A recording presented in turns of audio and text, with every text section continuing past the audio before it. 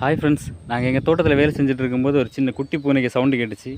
என்னென்னு வந்து பார்த்தா 3 குட்டி பூனையை விட்டுட்டு போயிருக்காங்க. ஒரு வயசானவர் வந்து விட்டுட்டு போனார் சாக்கில் வச்சு. ஆனால் சாக்கில் அவர் கொண்டு வந்தது குட்டி பூனைன்னு தெரியாது, ஏதோ வச்சுட்டு போயிட்டார் ஸ்பீடாக. பார்த்தா இந்த காட்டுக்குள்ளாடி, இந்த புதருக்குள்ளாடி 3 குட்டி பூனையை விட்டுட்டு போயிருக்காரு. சின்ன பூனையாக இருக்குது.